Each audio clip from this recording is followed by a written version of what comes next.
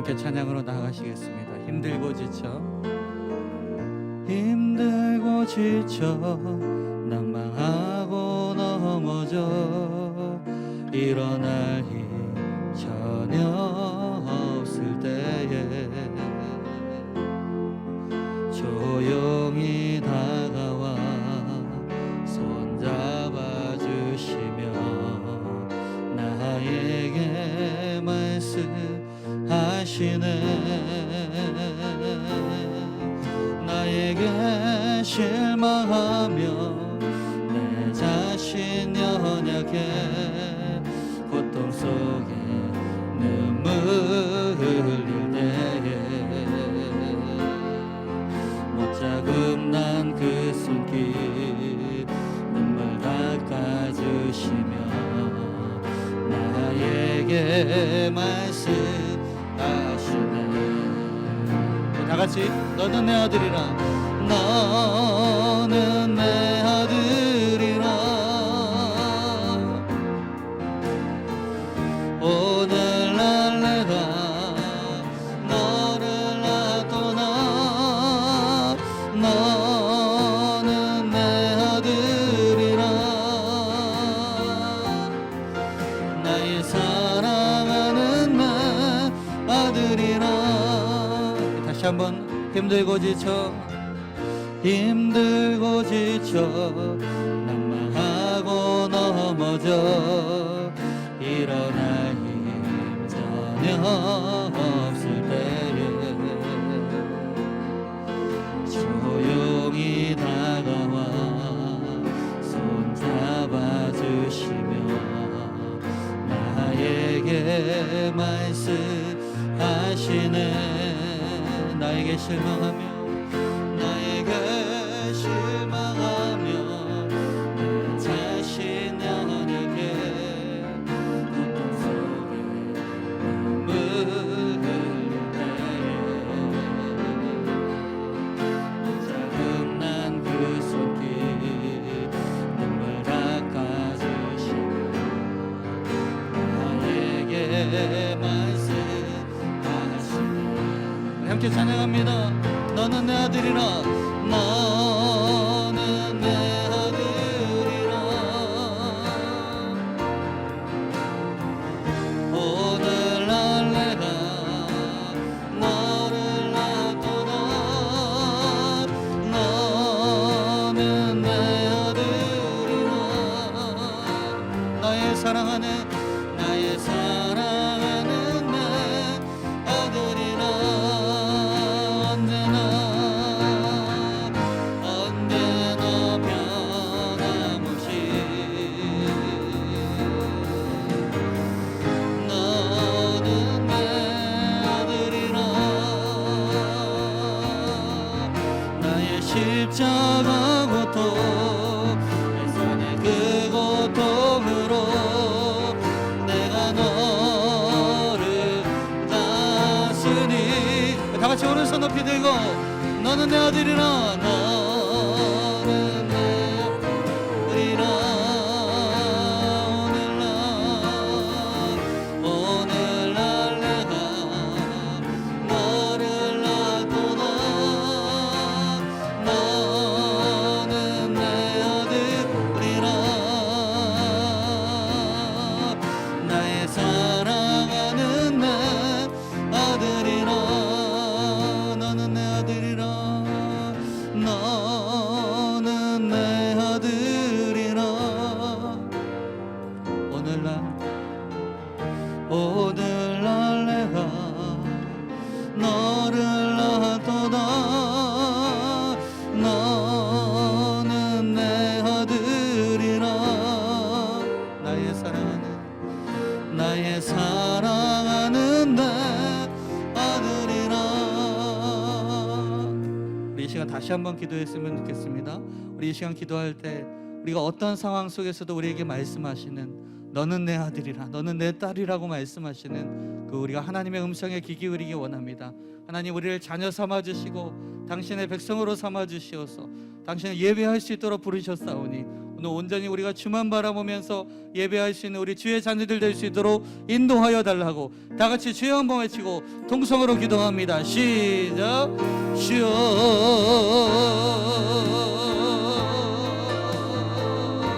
아버지 하나님, 아버지 우리를 자녀 삼아주시고 아버지 우리를 하나님의 아들과 딸로 하나님 부르신 주님을 찬양합니다. 너는 내 아들이라 너는 내 딸이라고 말씀하신 주님, 아버지 하나님, 아버지 온전히 주의 약속 안에 있는 우리 주님의 자녀들이 이 시간 온전히 주님만을 예배하며 나아갈 수 있도록 아버지 역사하여 주시옵소서. 하나님, 하나님께서 예비하신 아버지 하나님 그 은혜로서 더하여 주시옵소서. 주님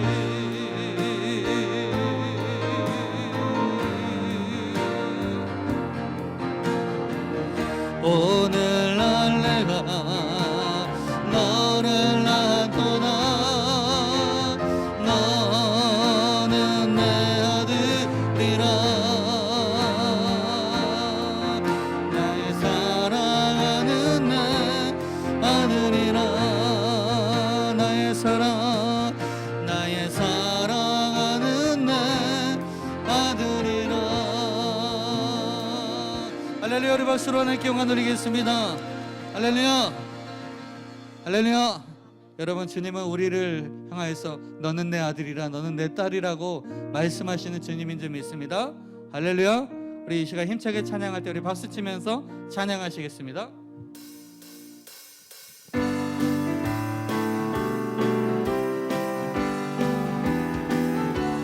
박수 치면서 주 어느 때 다시 오실는지 아는 이가 없으니 등 밝히고 너는 깨어있어 주를 반겨 맞으라.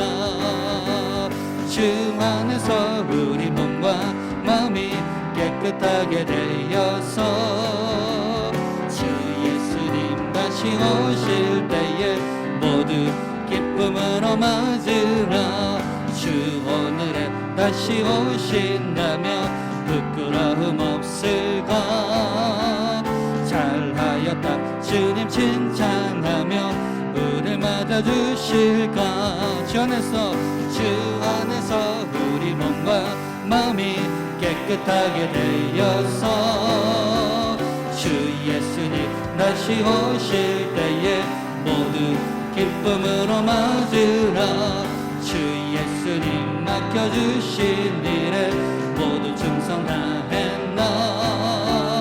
내 맘속에 확신 넘칠 때에 영원한 식 없겠네. 주 안에서 우리 몸과 마음이 깨끗하게 되어서 주 예수님 다시 오실 때에 모두 기쁨으로 맞으라.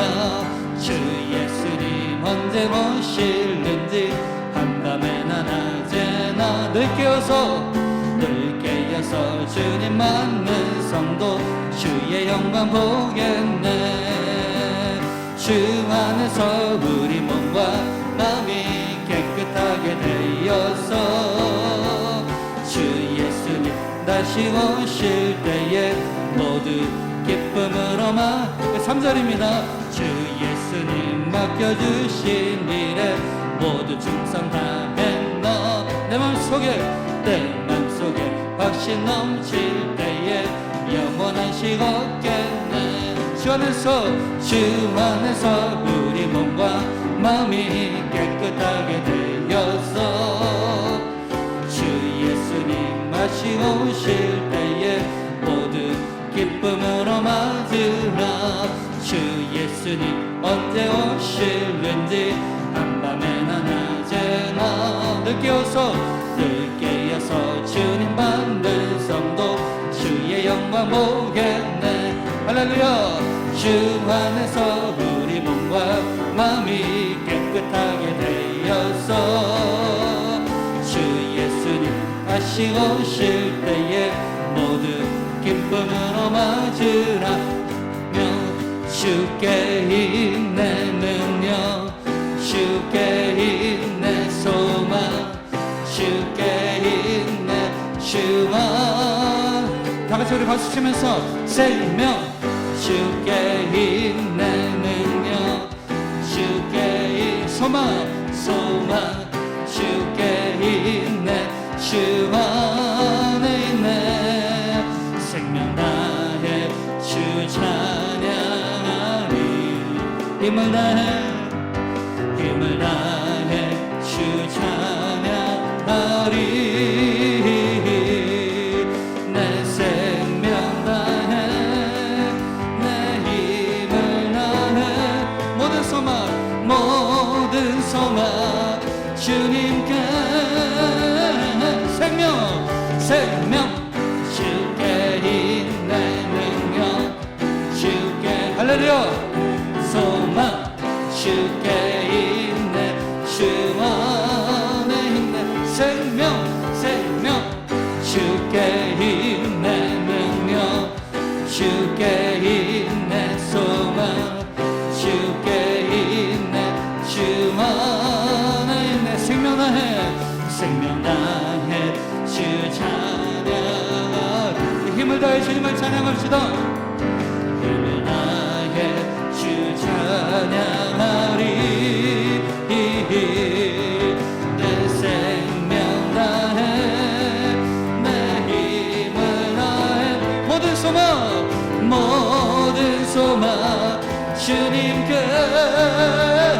생명 주께 있네 능력 주께 있네 소망 주께 있네 주 안에 있네 생명 주께 있네 능력 주께 있네 소망 주께 있네 주 안 우리 목소리로만 생명 주께 있네 능력 주께 있네 소망 주께 있네 주 안 여러분 믿으십니까? 생명 주께 있네 능력 주께 있네 소망 주께 있네 주 안에 생명 다해 주 찬양하리 힘을 다해 주 찬양하리 내 생명 다해 내 힘을 다해 모든 소망 주님께 할렐루야 생명 주께 있네 소명 주께 있네 소망 주께 있네 주 안에 있네 생명 주께 있네 능력 주께 있네 소망 주께 있네 주 안에 있네 주 안에 있네 주 안에 있네 주 안에 있네 어디에요? 주 안에 있네 두 손 높이 들고 주 안에 있네 마지막으로 주 안에 있네 주께 할렐루야 우리 생명 다해 주님을 찬양합니다 우리의 소망 되시고 우리의 능력이 되신 주님을 찬양합니다 할렐루야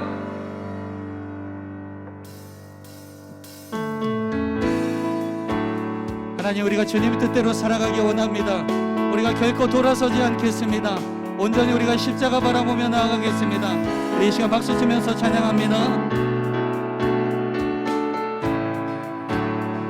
주님 뜻대로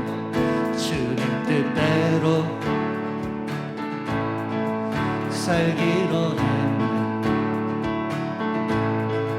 주님 뜻대로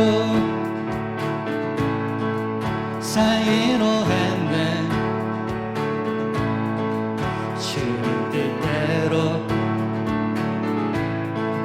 살기로 했네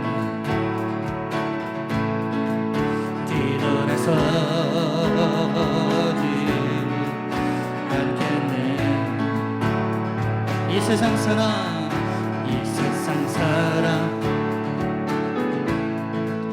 날 몰라줘 이 세상 사람 날 날 몰라줘도 이 세상 사람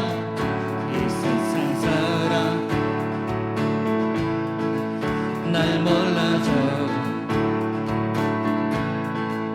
뒤돌아서지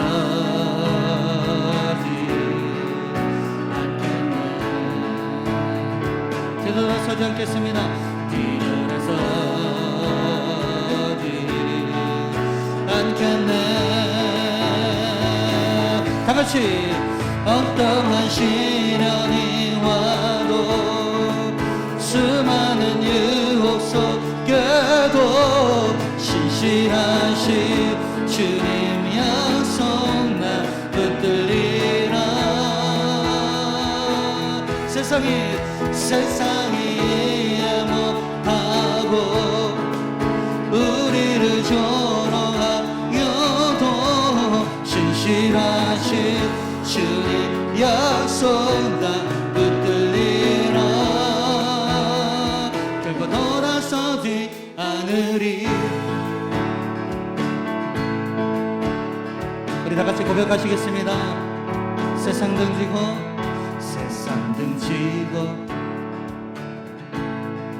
십자가 보내. 세상 등지고 십자가 보내. 세상 등지고 십자가 보내.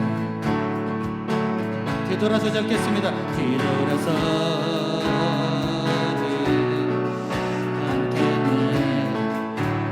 뒤돌아서지 않겠습니다. 뒤돌아서지 않겠네.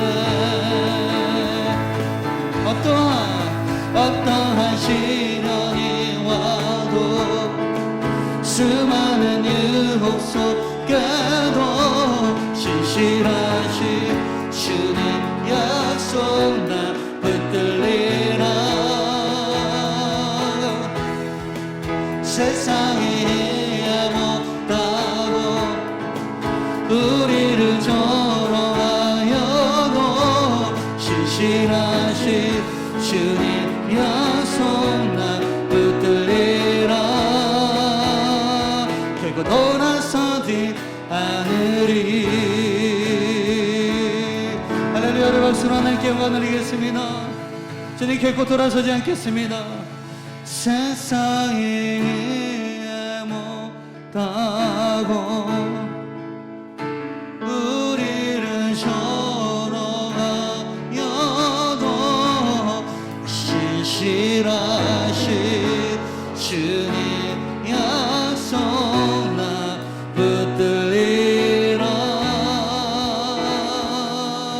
결코 돌아서지 않으리.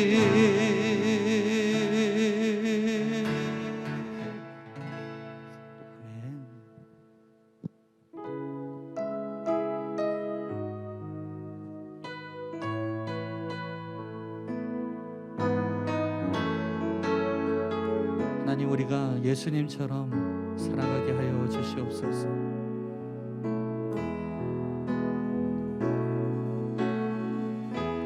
세상을 구원하기 위해 흘려야 할 피가 필요하다며 죄인을 대신하기 희생의 제물 필요하시다면 내 생명 제단 위에 드리니 주여 위해 사용하소서. 생명이 또 다른 생명 낳고 주님 볼 수 있다면 나의 삶과 죽음도 아낌없이 드리니 죽어야 다시 사는 주의 말씀 믿으며 하나님 이럴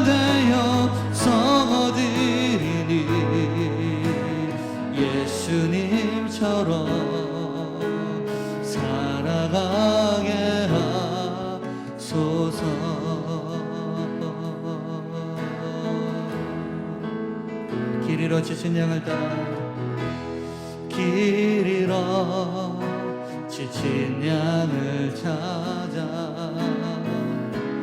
마음 상해 이리저리 헤매이듯 한 영혼 찾아 아파하는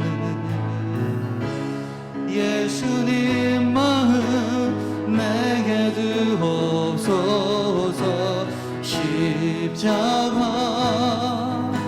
온 세상이 한 그 이세 눈물로 그 길 가게 하소서.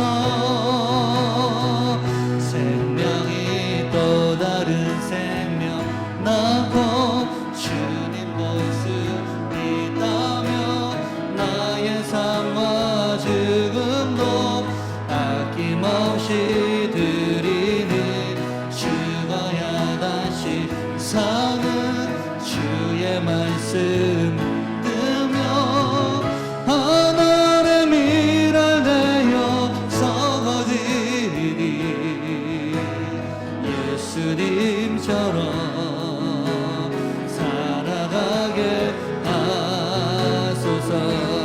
다같이 오른손 높이 들고 생명이 또 다른 생명 낳고 주님 볼 수 있다며 나의 삶과 죽음도 아낌없이 드리니 죽어야 다시 사는 주의 말씀 뜨며 하늘의 미랄 되어 썩어지리니 예수님처럼 살아가게 하소서. 다 같이 예배합니다. 예배합니다. 찬양합니다. 주님만 날 다스리소서. 예배합니다. 예배합니다. 찬양합니다. 주님 홀로 높임. 다같이 오른손 높이 들고 예배합니다. 예배합니다. 찬양합니다. 주님만 날 다스리소. 예배합니다. 예배합니다. 찬양합니다. 찬양합니다. 주님 홀로 높이 받으소서. 완전하신 나의 주, 완전하신 나의 주, 의의 길로 날 인도하소서. 행하신 모든 일 주님의 영광 다 경배합니다. 다시 한번 완전하신 나의 주님, 완전하신 나의 주, 의의 길로 날 인도하소서. 행하신 모든 일 주님의 영광 다 경배합니다. 외치지만 경배합시다. 예배합니다. 예배합니다. 찬양합니다. 주님만 날 다스리소. 예배합니다. 예배합니다. 찬양합니다. 주님 홀로 높임 받으소서. 예배합니다. 예배합니다. 찬양합니다. 주님만 날 다스리소서. 예배합니다.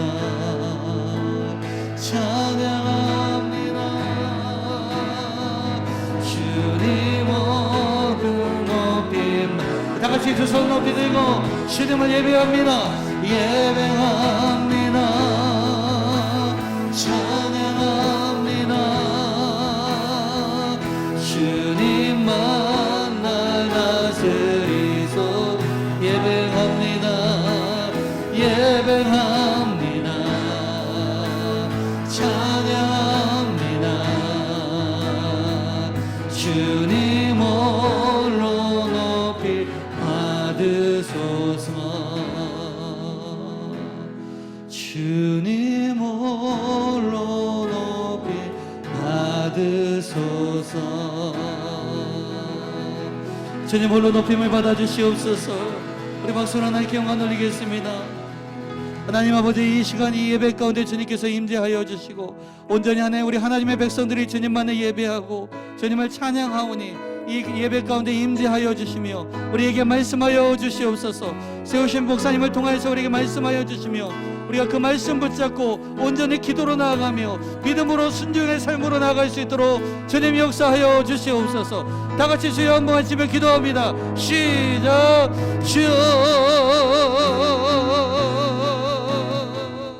자, 오늘은 본문 말씀을 가지고 소아시아 7교회 중에 서머나 교회에 대하여 알아보도록 하겠습니다. 우리는 금요기도회를 통해서 주님께서 요한을 통해 소아시아 7교회 주신 편지를 보고 있습니다. 이 편지가 왜 중요하다고 했습니까? 이것은 분명히 2000년 전에 소아시아에 있는 7교회에게 준 편지인데 굳이 우리가 지금 이 편지를 읽고 묵상할 필요가 있는가? 우리는 이렇게 생각할 수 있습니다. 그러나 이렇게 하나님께서 주님께서 요한에게 7교회에 편지하신 이유는 바로 다른 것이 아니라 이 7교회에 일어나는 모든 일들, 칭찬받을 일들, 또한 또 책망받을 모든 일들이 지금 앞으로 그 뒤에 있을 모든 교회, 그리고 이 땅에 있는 지금 우리 교회 안에서도 일어날 수 있는 일들이기 때문에 주님께서는 먼저 이것을 편지로 보내주시면서 지금 이 시대에 있는 모든 교회들도 반드시 묵상하고 좋은 것들은 받아들이고 나쁜 것은 버리라는 그러한 의미가 이 편지에 담겨져 있기 때문에 우리는 이 소아시아 교회를 향한 7편지를 반드시 봐야 되는 것이죠. 그리고 더 중요한 것은 7교회 편지는 당시 보낸 편지, 그리고 지금 보낸 편지로 그냥 읽고 끝나는 게 아니라 이것에 대한 합당한 답장을 잘해야 된다는 거예요. 그죠? 여러분 요즘 제일 화나는 게 카톡을 읽었는데 답장 안 하는 거 제일 화나잖아요. 그죠? 카톡을 읽은 것 같아. 일자가 없어졌어. 근데 답장을 안 해. 이게 진짜 제일 요즘 화가 나는 일이거든요. 날 무시하는 건가? 왜 답장을 안 할까? 오만 가지 생각을 들게 하는 게 이게 답장 안 하는 거거든요. 그러니까 마찬가지로 주님이 편지를 하셨어요. 그러면은 우리는 어떻게 해야 됩니까? 답장을 보내야 되는 거예요. 답장을 잘 보내야 관계가 아름답게 유지되는 것입니다. 어떤 교회에서 부부 학교를 하면서 생긴 에피소드를 적은 걸 봤어요. 목사님이 남편에게 이렇게 지시했습니다. 아내에게 지금 당장 여보 사랑해 하고 문자를 보내라 이렇게 한 거예요. 그래서 이제 남편들이 뜬금없이 성경 공부하다가 여보 사랑해 하고 딱 보냈습니다. 그래서 그 문자의 답장을 보면서 이 부부 관계가 어떤지를 좀 알아보고 싶었던 겁니다. 가장 먼저 어떤 답이 왔을까요? 가장 먼저 이 답장이 왔답니다. 응, 나도 사랑해, 고마워요. 성경 공부 잘 모치고 운전 조심히 하고 오세요. 이게 첫 번째 답장이었대요. 그래서 막 사람들이 우와 하면서 막 그러면서 나머지 이제 남편들도 나도 이런 답장이 오겠지 하고 기대했답니다. 근데 두 번째가 또 왔는데 띵동 하고 왔는데 이렇게 왔답니다. 성경 공부 제대로 하는 것 같네 하면서 이렇게 이제 왔다는 거예요. 제가 이렇게 보면서 아내들이 신앙이 다 좋은가 보나 이렇게 생각했는데 그렇지 않았습니다. 문제는 다음번부터였습니다. 다음에 세 번째로 왔던 문자부터 사태가 심각해지기 시작했답니다. 오냐 이제 철 좀 들어라. 뭐야 나 몰래 무슨 사고 친 거야? 솔직히 말해 어서. 말로 대충 때울 생각하지 마. 왜 목사님이 시키디? 이제 수만 가지 답장들이 막 오는 거예요. 읽기 무한할 그런 답장들이. 그런데 가장 상처받은 사람은요 끝까지 답장이 안 오더라는 거예요. 끝까지 답장이 안 오더라는 거예요. 그래가지고 이분이 집에 가서 이제 아내에게 말했답니다. 왜 답장 안 했어? 그랬더니 아내가 이렇게 얘기하더라는 거예요. 그거 당신이 보낸 거였어? 나 스팸인 줄 알고 지웠는데 그랬다는 거예요. 스팸인 줄 알았는데 지웠대. 이 가정은 부부 학교 후 더 관계가 악화됐다는 그런 전설 같은 이야기가 있습니다. 한번 따라할 거예요. 액션도 중요하지만 액션도 중요하지만 리액션도 중요하다. 리액션도 중요하다. 액션도 중요하지만 여러분 거기에 합당한 리액션도 굉장히 중요하거든요. 여러분 편지를 받는 것도 중요하지만 그 편지에 화답하는 것은 더 중요합니다. 그래야 관계가 유지되는 것이죠. 주님께서 이 편지를 우리 교회에 보내주신 것을 믿는다면 우리 역시도 우리 교회가 이제부터 해야 될 일은 이 보내주신 편지에 합당한 신앙의 모습으로 답장을 보내드려야 된다는 것이죠. 그렇다면 우리가 이 편지들을 통해서 하나님께 드려야 될 답장은 무엇인가? 우리가 첫 번째는 에베소 교회를 통해서 알았던 건 뭐예요? 균형 있는 신앙 하자는 거예요. 균형 있는 신앙으로 답장 보내자는 거죠. 에베소는 진리는 수호했지만 사랑을 잃어버린 교회였죠. 그래서 이 첫사랑이 회복되지 못함으로써 그들 안에 있는 신앙의 열정과 희생과 또 봉사의 본질은 사라지고 이 진리를 처음에는 그 사랑하는 마음으로 진리를 수호했지만 이것이 나중에는 서로를 정죄하고 비난하는 도구로 사용되어져 버린 거죠. 사랑이 없으니까 그렇게 돼버리는 거예요. 그래서 우리가 다시 한번 회복해야 될 신앙은 균형 있는 신앙이다. 말씀, 지식에만 국한된 신앙이 아니라 그 지식을 우리는 왜 지식을 가지게 되는가? 왜 그것을 우리는 알아야 되는가? 우리가 왜 말씀을 깨닫고 살아야 되는가라는 것을 알고, 그게 뭐예요? 예수님의 사랑, 그 사랑을 우리 삶 가운데 실천하며 살아가는 거 아니겠습니까? 그러니까 이 균형이 딱 잡힐 때 교회는 교회다울 수 있다라는 거죠. 우리 교회가 지식과 사랑이 균형 있는 교회가 되기를 주님의 이름 간절히 축원합니다. 그럴 때 이 마지막 때를 살리는 교회가 되는 거예요. 자, 오늘은 서문학 교회입니다. 주님은 서문학 교회를 향해서 어떤 편지를 보냈을까? 또 서문학 교회 편지를 통해서 우리 교회를 향한 메시지는 무엇이고 우리는 어떻게 답장을 써내려 가야 할까? 계시록 2장 9절은 이렇게 우리에게 증거하고 있습니다. 시작. 내가 네 환난과 궁핍을 알거니와 실상은 내가 부요한 자니라. 자칭 유대인이라 하는 자들의 비방도 알거니와 실상은 유대인이 아니요 사탄의 회당이라. 주님께서 서문학 교회를 향해 편지를 쓰시면서 가장 먼저 말씀하셨던 게 내 환난과 궁핍을 알고 있다라고 말씀하십니다. 이것을 통해서 서문학 교회는 굉장한 환난과 궁핍에 처한 교회였음을 우리는 알게 됩니다. 여기서 환난이라는 헬라어가 뜰립시스라는 단어로 감당할 수 없는 무게에 짓눌려 있다라는 뜻입니다. 감당할 수 없는 무게에 짓눌려 있다.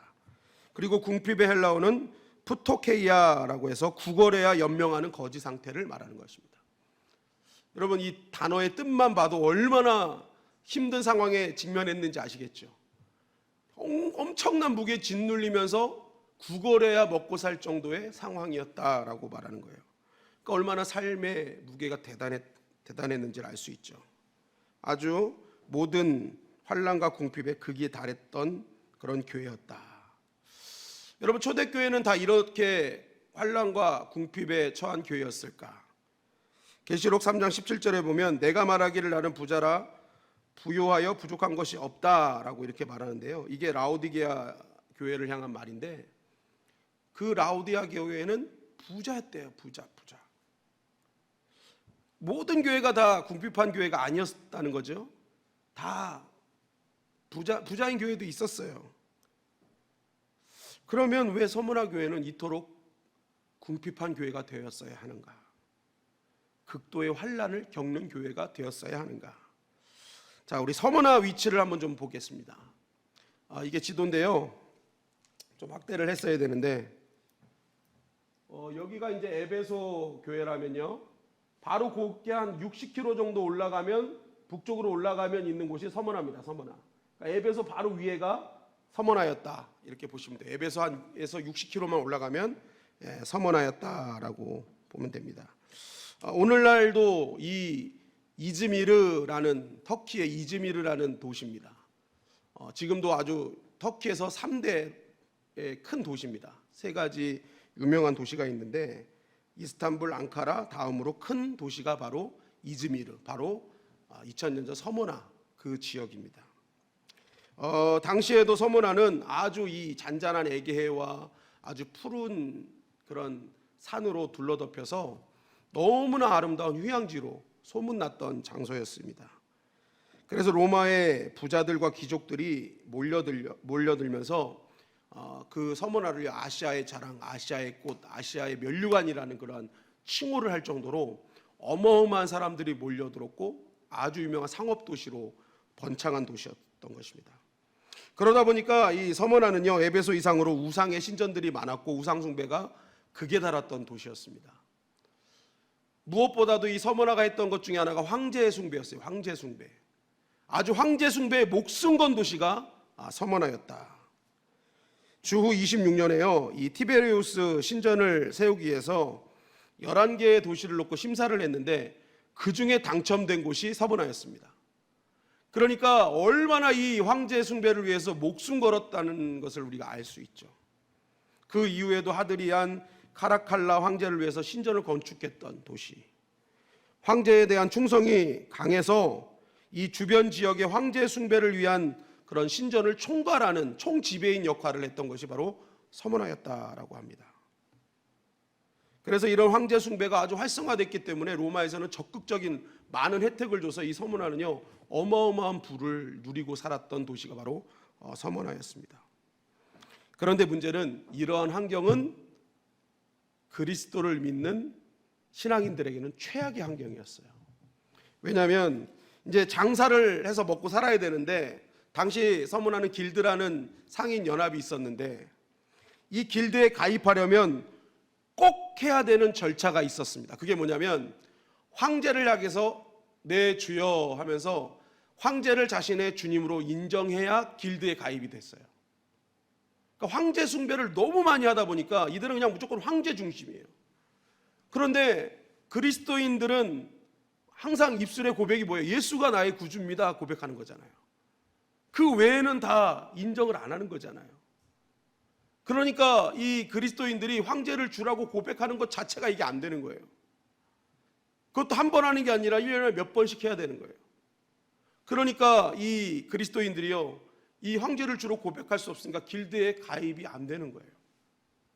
그러니까 길드에 가입이 안 되니까 장사도 못 하죠. 심지어는 이 황제를 주라고 고백하지 못하기 때문에 때로는 자신의 재산까지도 다 몰수당하는 일들이 벌어졌다는 것입니다. 그러니까 완전히 극단적인 박해의 대상이 바로 그리스도인들이었던 것입니다. 그러다 보니 도시는 부유한데 그리스도인들은 찢어지게 가난하게 살았던 거예요. 그래서 지금 주님이 말씀하시는 거예요. 내가 너희들의 궁핍과 환난을 안다. 찢어지게 힘들고 정말 그 어깨에 짊어진 무게가 얼마나 힘든 것인지 내가 알고 있다. 여러분, 만약 우리가 이런 상황이라고 한번 생각해 보세요. 지금 거기다가 유대인들은요, 이 그리스도인, 개종한 그리스도인들이 가장 강력한 경쟁자들입니다. 그러니까 오늘 말씀에도 보니까 자칭 유대인이라는 자들이 계속 로마에 고소하는 거예요. 뭘 고소하겠습니까? 이들은 황제 숭배 안 합니다. 이들에게는 예수 그리스도라는 주님이 있어서 그들을, 그 예수님을 주로 고백합니다. 하면서 뭐 이제 변화별 얘기들로 이제 막 고소를 하는 거예요. 그러니까 뭐 완전히 이거는 샌드위치로 환난을 당하는 것이죠. 이런 상황에서 과연 우리라면 신앙생활을 유지할 수 있었을까? 지금 이 시대도 뭐 교회와 성도들이 핍박을 당한다고 한들 과연 이러한 핍박 속에서 우리가 신앙생활을 할 수 있었을까 하는 생각도 해보게 됩니다. 그런데 놀라운 사실은요, 서모나 교회는 이러한 샌드위치 핍박 속에서도, 말도 안 되는 상황 속에서도 신앙을 지켜 나갔다는 거예요. 그 신앙이 얼마나 대단한지 주님은 서문학 교회를 향해 이렇게 칭찬하십니다. 계시록 2장 9절 상반절 말씀입니다. 시작. 내가 내 환난과 궁핍을 알거니와 세상은 내가 부요한 자니라. 너가 엄청난 환난과 궁핍을 당하지만 너는 진짜 부요한 자야. 조금 전까지 찢어지게 가난했다고 했는데 주님은 또 부요하다고 하는, 그럼 뭐가 사실이냐는 거예요. 그죠? 근데 여기서 말하는 부요는요, 육신적인 부요를 뜻하지 않습니다. 플로시오스라는 단어로 물질적인 부요가 아니라 영적인 부요를 얘기하는 거예요. 너희는 참 영적으로 부요하다. 얼마나 주님이 이들을 칭찬하고 계시는지를 보게 돼요. 누가복음 12장 21절에 보니까 자기를 위하여 재물을 쌓아두고 하나님께 대하여 부여하지 못한 자가 이와 같이 이르니라. 이게 어리석은 부자에 대한 비유 아닙니까? 이 핵심은 뭐예요? 너희 어리석은 부자가 되지 말고 지혜로운 부자가 되라는 거죠. 또 한편으로는 뭐예요? 하나님이 인정하시는 부가 있다는 거예요. 하나님이 인정하지 않는 부가 있고 하나님이 인정하는 부요가 있다는 거죠. 지금 그거 얘기하는 거잖아요. 하나님이 인정하시는 부요가 있다. 계시록 3장 17절에도 보니까 내가 말하기를 나는 부자라 부요하여 부족한 것이 없다 하나 내 곤고한 것과 가련한 것과 가난한 것과 눈먼 것과 벌거벗은 것을 알지 못하도다. 육신적인 부요로 나는 가난하지 않아요, 나는 부요해요 하는 그들을 향해 너희는 가련하다, 너희는 가난하다, 너희는 눈멀었다, 벌거벗었다. 진짜 부요를 너희는 알지 못하는구나. 책망하시는 것을 보게 되죠. 왜요? 하나님이 보시는 부는 다르기 때문에 그래요. 그럼 하나님이 인정하시는 부는 뭘까? 히브리서 11장 26절 말씀입니다. 시작. 그리스도를 위하여 받는 능욕을 애굽의 모든 보화보다 더 큰 재물로 여겼으니 이는 상 주심을 바라봄이라. 자, 애굽의 모든 보화보다 더 큰 재물로 여긴 게 뭐예요? 애굽의 모든 보화보다 더 큰 재물로 여겼는데 그것이 그리스도를 위하여 받는 능욕이라는 거죠. 그러니까 진정한 큰 보물, 큰 부, 하나님이 원하시는 부는 그리스도를 위하여 받는 능욕이라는 거예요. 예수님 때문에 당하는 환난, 예수님 때문에, 예수님을 순종하기 때문에 손해보는 것, 이러한 자들이 부요한 자고 앞으로 하나님의 나라를 상속받을 부요의 그런 상속자라는 거죠.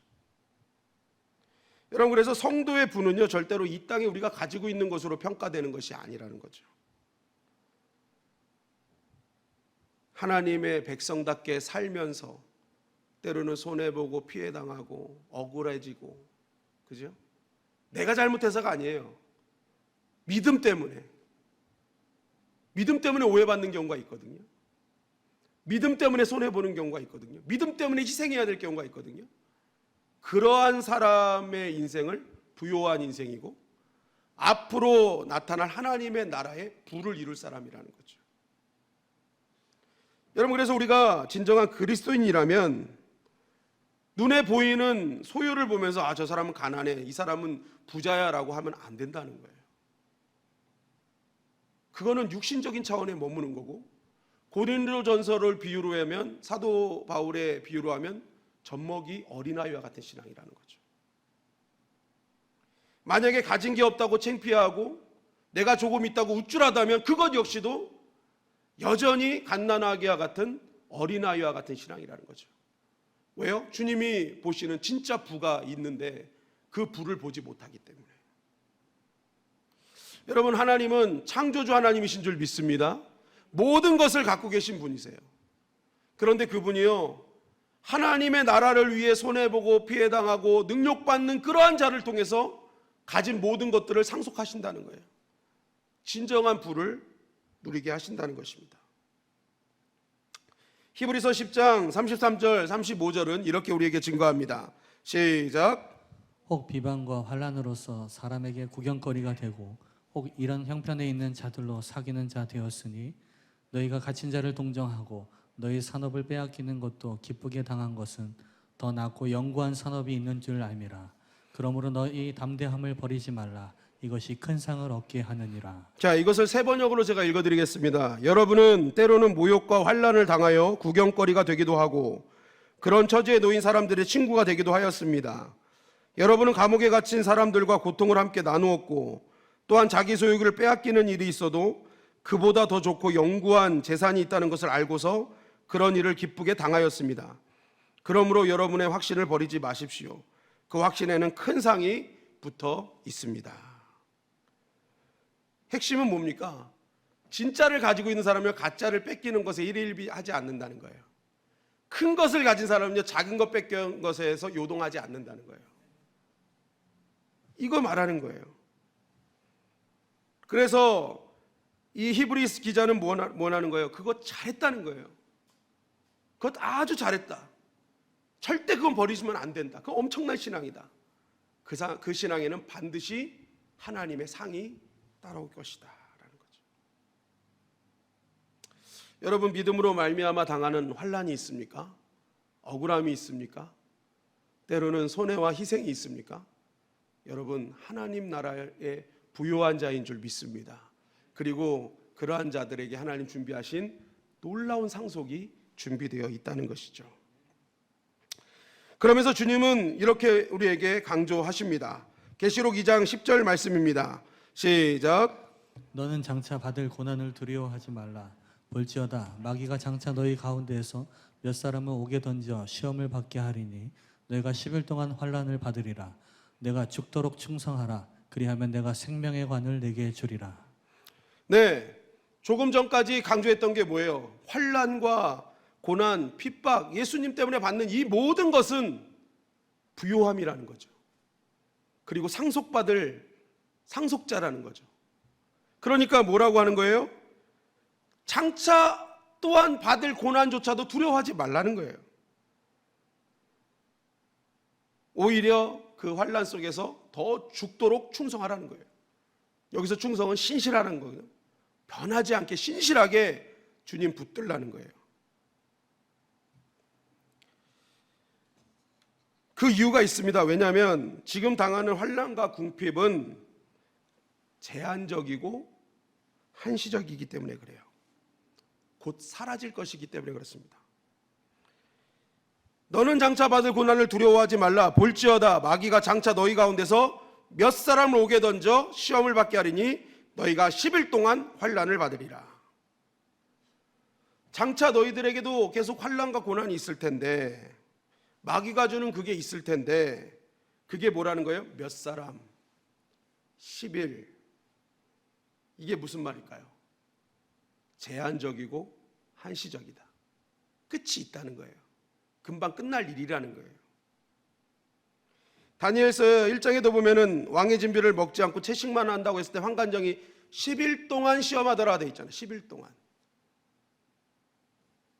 제한적이라는 거예요. 곧 끝난다는 거예요. 그 의미를 담고 있는 것입니다.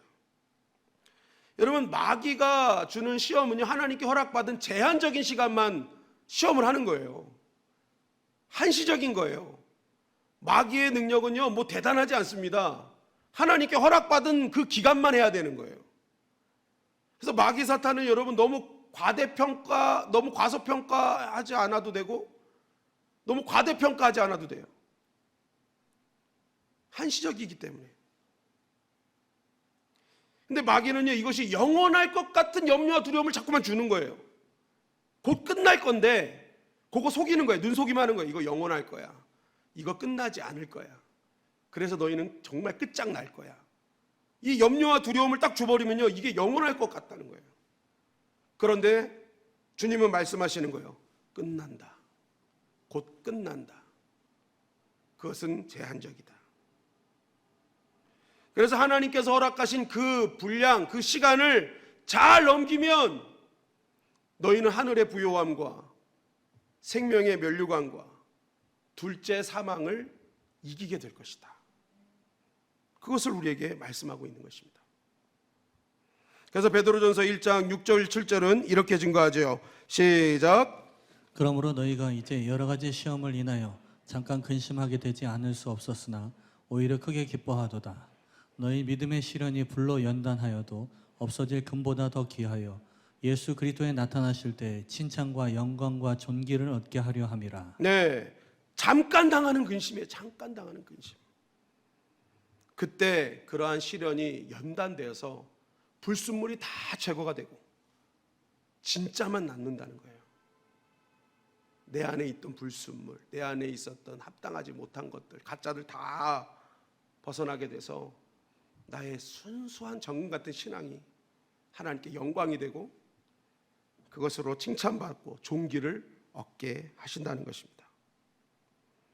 여러분, 우리가 신앙생활을 하고 이 땅을 살아가는 동안 잠시 잠깐 받을 연단이에요. 이것은 곧 사라질 것입니다. 그런 시간에 절대 잊지 말아야 될 말씀이 바로 오늘 말씀이죠. 사탄이 너희를 공격해도 죽도록 충성해라. 끝까지 신실하게 주님 바라보라는 거예요. 이 땅의 시험과 환난을 보지 말고 그것을 이기게 하실 하나님을 바라보는 그 시선, 그것이 우리를 모든 시험을 이기게 하는 힘이 될 것이라는 거죠.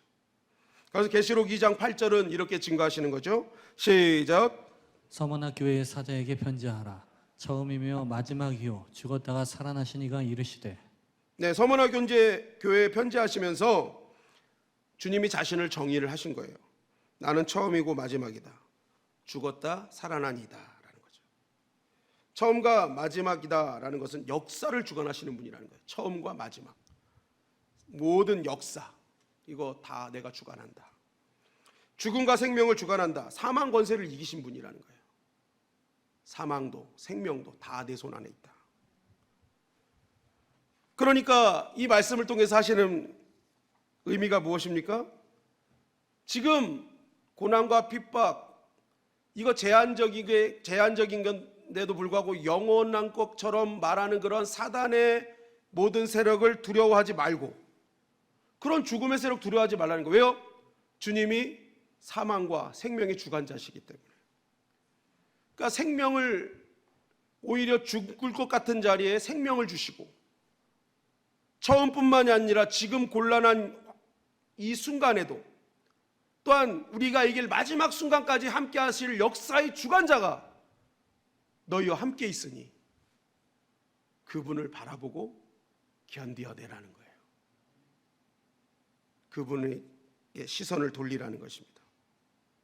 그분의 음성에 집중하라는 거예요.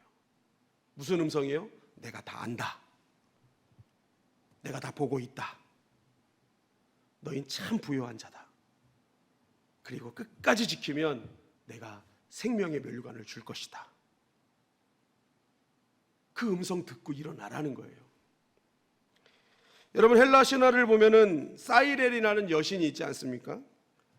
이 여신은 배가 지나갈 때마다 막 노래를 불러가지고 그 노래에 홀려가지고 배가 뒤집어서 다 죽게 하는 그런 여신이었잖아요.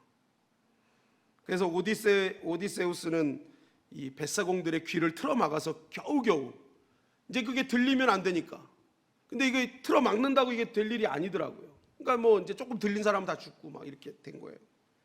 그런데 오르페우스는요 노래의 신이에요. 그래서 이 신은요 사이렌의 노래가 들려오자 자신이 노래를 또 불러버립니다. 그래서 자신의 탄 배의 뱃사공들이 사이렌의 소리를 듣지 않고 자신의 노래를 듣게 만들어서 모두가 그 위험의 그 순간을 통과하게 만들었다는 거죠. 여러분, 마찬가지예요. 세상에는 우리에게 엄청난 사이렌이 들려옵니다. 너희는 이걸로 끝날 거야. 이 핍박과 고난은 너희를 이제는 마지막으로 내몰 거야. 너희 인생은 끝났어 하는 사이렌의 소리가 들려온다니까요. 그때 주님은 말씀하세요. 내가 다 보고 있다. 나는 처음과 마지막이고 나는 죽었다가 살아난 자다. 그런 나를 바라보지 않으련, 나를 붙잡지 않으련, 끝까지 신실하게 나를 붙잡으면 너희는 반드시 생명의 면류관을 받을 것이고, 그리고 둘째 사망의 해를 받지 않을 것이다. 이 주님의 소리를 들으면요 사이렌의 소리는 문제가 아닌 거죠. 여러분, 오늘도 우리를 향한 이 사랑의 소리에 귀 기울이시기를 주님의 이름 간절히 축원합니다. 내가 너와 함께 있을 것이다.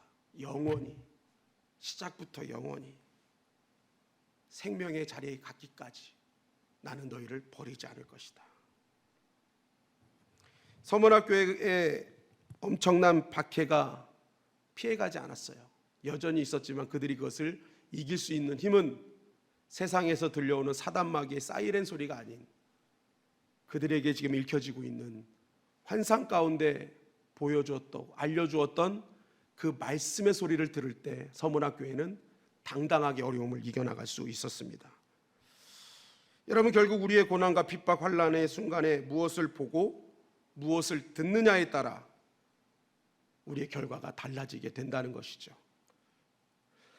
지금 우리를 꼼짝하지도 못하게 하는, 어떻게 보면 어려움의 끝판왕이라고 볼 수 있는 여러분 코로나, 이것도 지나갑니다. 이것도 곧 끝납니다. 사단은 이게 영원할 것 같처럼 우리를 자꾸만 공격하고 우리를 움츠러들게 하지만 여러분, 이거 그냥 넘어갑니다. 중요한 것은 뭐예요? 이때 우리가 누구의 음성을 듣느냐는 거예요. 오늘도 1600명이랍니다. 얀센을 맞았거든요. 얼마 전에 어저께 얀센 맞은 사람이 죽었대요. 제가 그 기사를 보면서 이거 어떡하지? 두려움과 염려가 막 들어오는데 오늘 말씀을 읽으니까 걱정하지 말라 그러세요. 너 때는 아직 아니다. 넌 아직 나에게 충성을 다하지 않았다.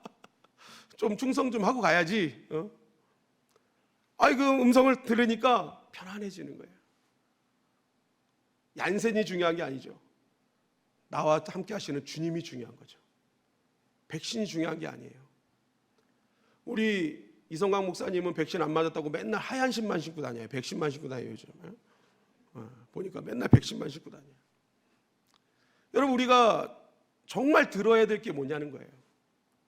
위기입니다. 무너질 겁니다. 죽을 겁니다. 세상의 여론과 뉴스에만 매달려서 그게 전부인 것처럼 살아간다면 그게 어떻게 그리스도인이겠습니까? 그런 상황 가운데서 내가 지키겠다는 주님의 음성을 듣는 자가 그리스도인이고, 그런 자가 영적으로 부요한 자며 그런 자에게 생명의 면류관이 얻게 되는 것이죠. 아멘. 여러분, 모든 것은 반드시 지나갈 것입니다. 그리고 주님께서 모든 것을 다 치유하시면서 회복시켜 주실 것입니다. 계시록 2장 11절은 이렇게 우리에게 증거하죠. 시작. 귀 있는 자는 성령이 교회들에게 하시는 말씀을 들을지어다. 이기는 자는 둘째 사망의 해를 받지 아니하리라. 네, 여러분 귀 없는 자 있으세요? 한번 귀 있나 한번 확인해 보세요. 다 귀 있으시죠? 근데 왜 성경은 귀 있는 자 없는 자를 나눌까요? 아무리 매일매일 하나님의 말씀을 증거하고 말씀을 읽고 들어도 그 말씀으로 살아내지 못하는 사람은 귀 없는 사람인 거예요. 그러나 어느 순간 나에게 하나님께서 말씀하실 때 그 말씀대로 살아내는 자는 귀 있는 자예요. 여러분은 귀 있는 자입니까? 귀 없는 자입니까? 귀 있는 자가 되어서 매일매일 나에게 약속하시고 나를 지키고 보호하시겠다는 주님의 음성으로 살아내는 저와 여러분들이 되시기를 주님의 이름으로 간절히 축원합니다. 아멘. 서문화는 고대 헬라어로 미르라는 단어로서 몰약이라는 뜻을 가지고 있습니다. 몰약, 우리가 많이 들어봤던 단어죠. 그 예수님께서 탄생하실 때 동방 박사들이 가져온 그 값지고 훌륭한 기름도 몰약이죠. 여러분, 근데 이 몰약이요, 더욱 진한 향기를 내기 위해서 꼭 해야 될 작업이 있답니다. 그것이 뭐냐면 으깨고 두드리고 짓누르고 부서뜨릴수록 이 몰약은 더욱 진한 향기를 낸다고 해요. 여러분, 서문학교회가 왜 이토록 진한 신앙의 향기, 예수의 향기를 냈는지 우리는 이제 깨닫게 됩니다. 왜 그럴까요? 너무너무 많은 짓밟힘과 너무너무 많은 그런 으깨짐, 짓눌려짐이 있었죠. 많은 환난과 고난이 있었어요. 그런데 그러한 환난과 고난을 믿음으로 견뎌냈기에 그들의 신앙의 향기, 예수의 향기는 지금 이 시대를 살아가는 우리에게도 여전히 흘러 넘치고 있다는 거죠. 아멘. 마찬가지로 우리 교회가 또 우리 성도들이 진한 예수의 향기를 내는 진정한 이 시대의 모략 같은 인생이 되기 위해선 우리에게 당면한 여러 가지 환난과 어려움들을 두려워하지 말고 받아내는 것입니다. 돌파해 나가는 거예요. 믿음으로 충성하고 신실하게 하나님의 나라를 위해서 오히려 나에게 주시는 음성을 듣고 이겨나갈 때 우리는 이 시대의 향기를 바꿔내는 모략과 같은 서머나 교회로 다시 한번 세워지게 될 것입니다. 아멘. 여러분 많이 힘드실 겁니다. 그러나 오늘의 우리에게 주시는 이 서머나 교회를 향한 그 말씀이 저와 여러분의 말씀이 되어서 오늘도 우리를 위로하시며 내가 다 보고 있다. 너희들의 지금 믿음으로 견뎌내는 거 다 내가 알고 있다. 조금만 견뎌라. 그건 한시적이고 제한된 것이다. 곧 생명의 면류관을 얻을 때가 온다 하는 주님의 음성을 듣고 다시 한번 일어나서 하나님의 영광을 위해 살아가는 저와 여러분들이 되시기를 주님의 이름으로 간절히 축원합니다. 아멘. 이 시대를 바꿔내는 아름다운 향기 나는 모략과 같은 이 시대의 서문학 교회로 칭찬받는 교회로 다시 한번 서는 역사가 있게 될 줄 믿습니다.